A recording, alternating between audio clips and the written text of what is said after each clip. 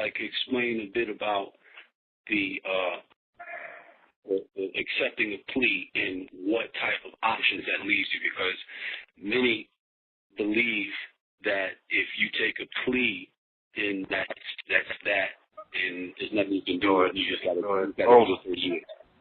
Okay, the thing is, first off, it's a trick, and what I mean by it's a trick. Sometimes dudes see high numbers, like 30 years, for instance, and like, oh no, I'm going to trial. They don't have no evidence on me, no physical evidence or no wiretaps on me, so I'm going to trial. Well, that's a trick, because see, now if you go to trial, you're going to get the high end, which is life. If you're facing a 30 life sentence, or you're going to get the high end, whatever, if it's 100 years. You know what I'm saying? If you lose, and see, it's not about the evidence when you go to trial. It's about the witness testimony. One witness will get you a life sentence.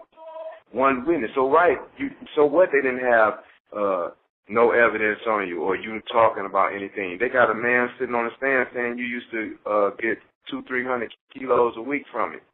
You know what I'm saying? They got another man saying that you used to sell him 200 or 300 a week. Now you're going to do a life when you could have took the 30. You know what I'm saying? And when you take the 30, you lose appeal rights, meaning that you can't file a direct appeal or come back to court on appeal like as if you had went to trial. What you have is a 2255 motion that you can file within a year after being sentenced.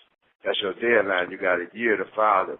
Within a year after being sentenced, you can file a 2255 motion, and that's like 6 or 7 issues that you may have, like maybe your lawyers didn't do the correct job, maybe that's ineffective assistance of counsel, or maybe they didn't recognize a bad indictment. Maybe you didn't get all of your discovery and didn't know all the evidence. Maybe they charged you with 2 848 and 846, which is the CCE charge and conspiracy, and they're not supposed to do that.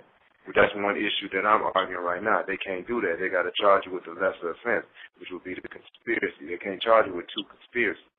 But you can come, that's what a 2255 motion is.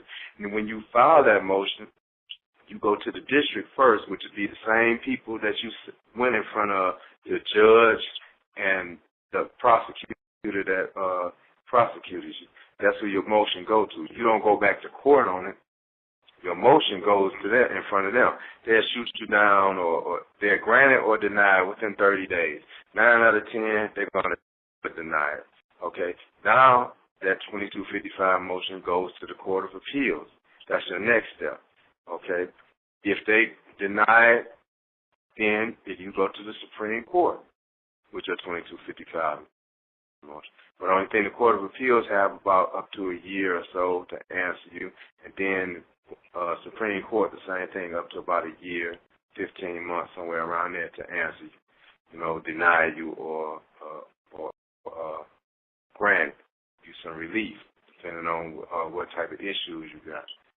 Some people might take their plea back, and that's not always good, because if you take your plea back, you can get more time if it's within 5 years.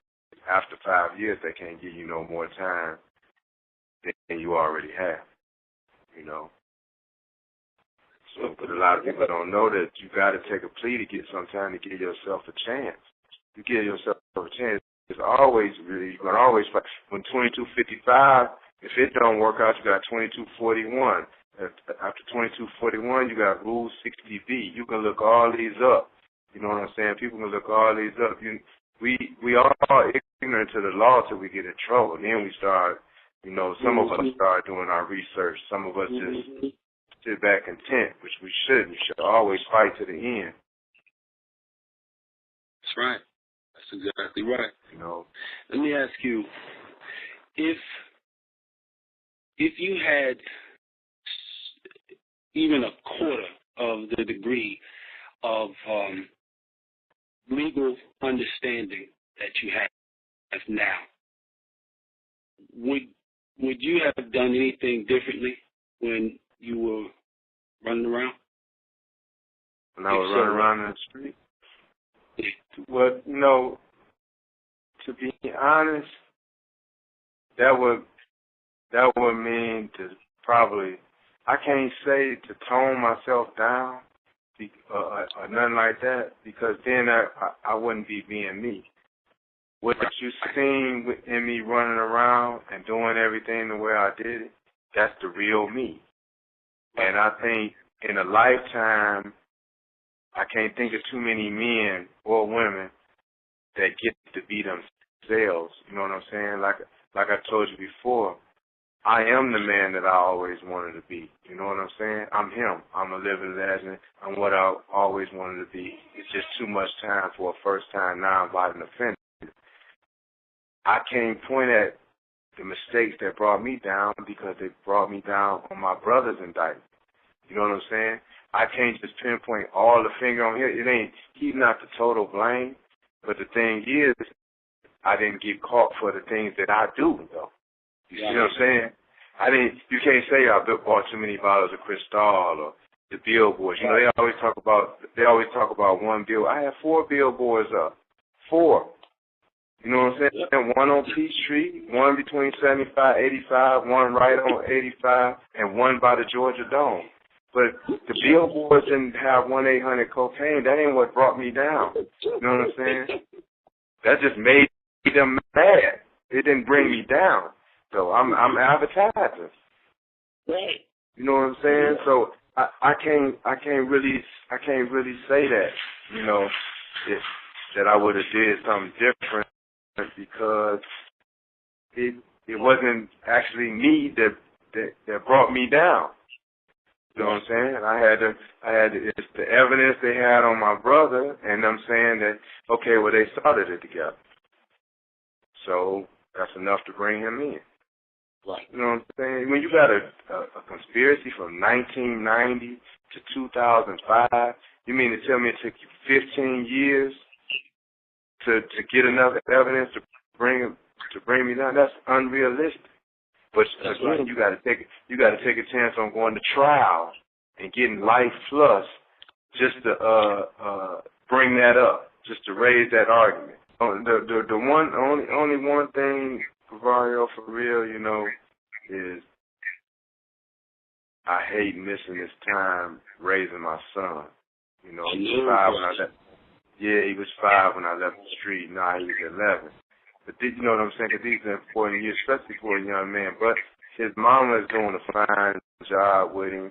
And one thing for sure, he'll never have to do the things that I've done. You know what I'm saying? But I would love to be there, you know, right now to raise him into a man. But I'm doing the best I can from prison. But it's nothing like being at home free with him, you know what I'm saying? You know, that's one thing, you know, that I would love. I just don't want, you know, I want him to benefit from the life that I've led and the friends and family that we all have, the bonds that I built, the ties that I built all over the world.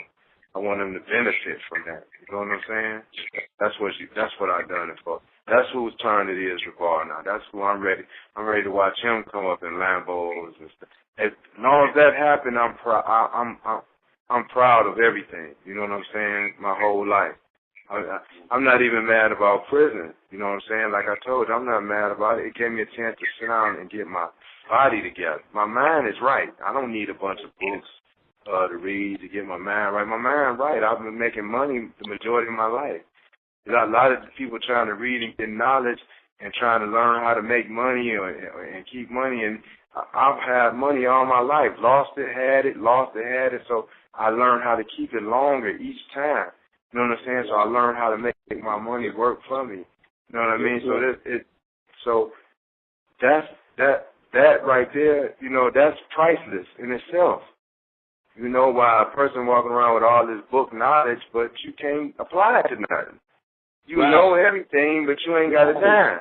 Because you never actually been in the world, but you never never do. That's why so many athletes and entertainers go broke, because they get money and they don't know how to make the money work for them. You know, the person looks up, oh, he had $50 million contract. he broke. Yeah, he broke because he opened the club. The club looked like nice and lavish, but you're not the owner. You walk in there, you got a little something to drink, get you a couple of girls every weekend. You like, oh, this club rocking. He got to be making money. No, the waitress stealing, the manager stealing, his financial advisor stealing, and you look up the club clothes and he didn't make a dime.